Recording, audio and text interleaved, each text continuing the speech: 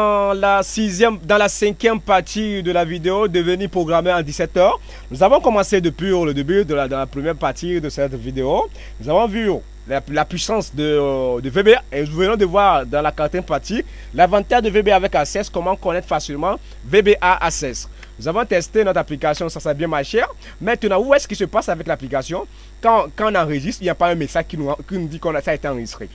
Donc, pour commencer, on doit faire un message qui doit informer que oui, que l'élément a été enregistré. Et en même temps, après que le message est affiché, on va demander à ce que le champ soit vidé automatiquement. Pour cette raison, je tiens à dire un bonsoir à son excellent Bertrand Korovi depuis le Bénin. Je tiens à dire également bonsoir à tous mes amis du Cameroun, à tous mes amis du Bénin, à tous mes amis de la Côte d'Ivoire, surtout Yves Kouassir, je pense que c'est ça. Je lui dis bonsoir et félicitations pour son emploi qu'il a trouvé. C'est un jeune qui s'efforce dans la programmation. Je lui dis qu'il reste beaucoup à faire, qu'il consiste à travailler et il va aller mieux.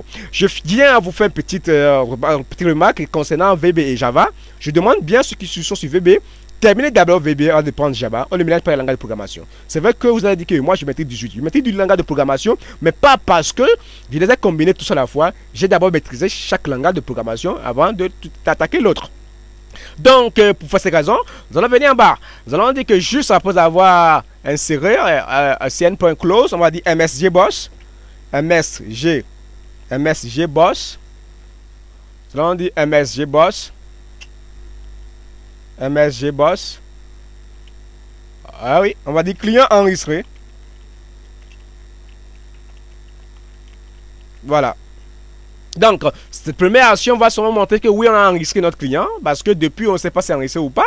Donc, on va encore essayer. On fait play. On va enregistrer le client 004, comme je vous disais tout à l'heure. Nous allons utiliser comme nom d'utilisateur, comme nom du client, nous allons utiliser peut-être Eric. Nous faisons ajouter. Vous allez voir. Voilà, comme je disais, vous avez le mot arrive pour des clients enregistrés. Normalement, quand on clique sur OK, il doit pouvoir vider le champ que nous avons à l'écran.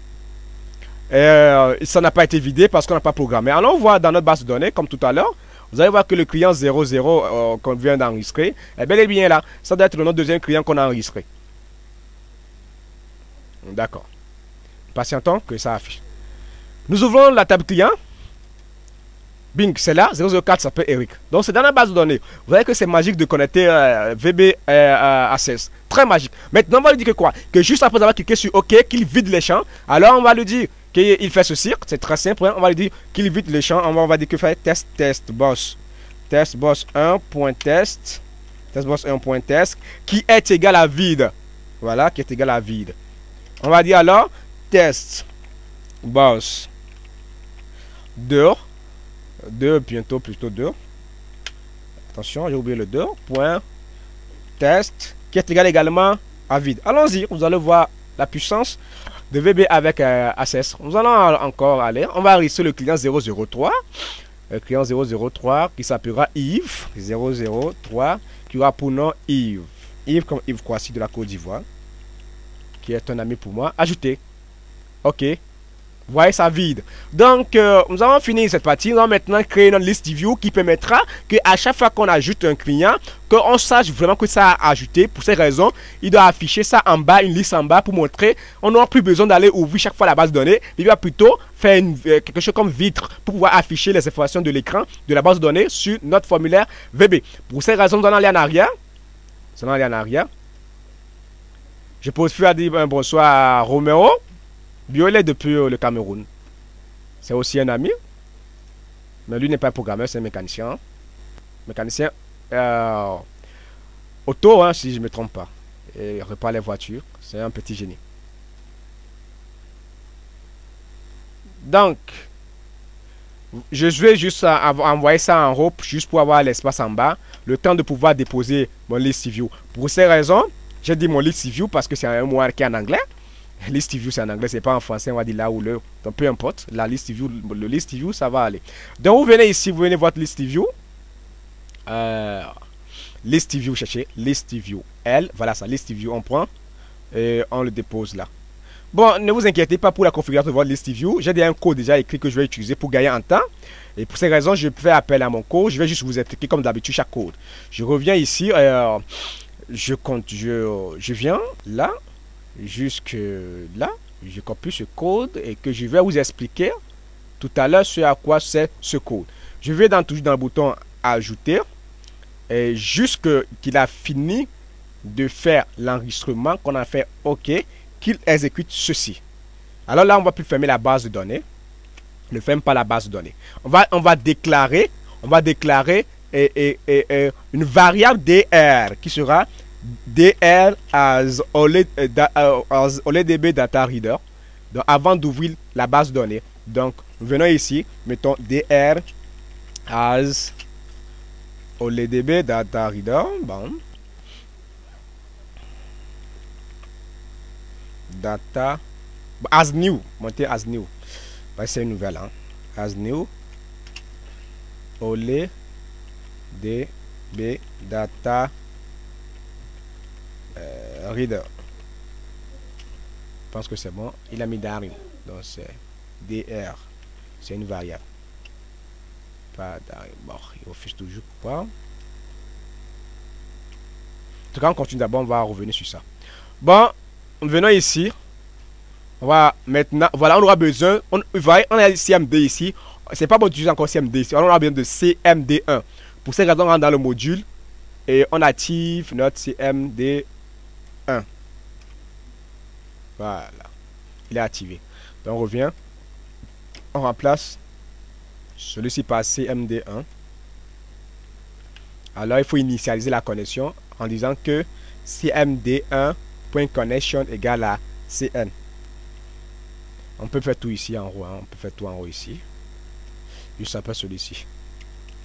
CMD1.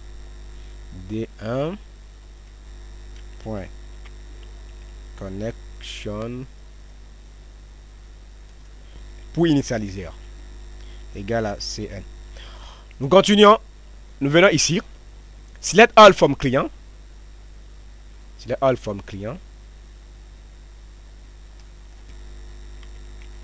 C'est tout. On n'a pas besoin de order by. Ça ne nous intéresse pas. Ça ne nous intéresse pas. C'est list view. On va renommer notre list view en liste. Ça ne nous intéresse pas du tout. Hein. List view en liste. On venons ici. On fait clic droit. Propriété. On va sur name. Name. On remplace ça par list. C'est bon. Et on continue notre code. Voilà. On a seulement besoin de deux colonnes. Colonne numéro et puis colonne client. Non, ça c'est numéro. On met ici numéro client. Vous pouvez ajouter en fonction de vos champs. Hein. C'est parce qu'on veut être rapide que j'utilise ces deux champs. Utilisons. Non. Non, c'est numéro client. Numéro client. Ici je mets non client. Je vous invite à vous inscrire massivement sur le réseau social africain www.myafrique.org www.myafrique.org www.myafrique.org. Je suis là-bas connecté avec VK24 pour vous répondre à vos questions. Non. Du client. Voilà. Bon, on a un petit souci au niveau. Je ne sais pas pourquoi il refuse de prendre. Il faut vous dépendre pourquoi. C'est dim. Il y a besoin de dim. Pas besoin de dim. Hein. DR as new OLEDB data reader. Parce qu'il n'y a pas le dim qui m'arrange. Ici, on va venir, on supprime ces deux là. On n'a pas besoin d'eux. Et le tout est joué. C'est joué. Regardez ce qui va se passer. Quand je viens ici directement que je vais essayer, il dit qu'il y a une erreur. Quelle erreur? L'erreur à quel niveau, mon ami? Montre-moi l'erreur. Le type OLEDB reader n'a pas aucun connecteur. À quel niveau? À un niveau de DR. C'est pourquoi il dit qu'il ne montre pas, normalement avoir DIM là. Pourquoi il refuse? Bon les amis, on va voir l'autre dans la 5e. Dans la 6e partie, je vais essayer de voir le problème qui se pose et vous apporter une solution. Donc tout à l'heure, bientôt dans la 6e partie.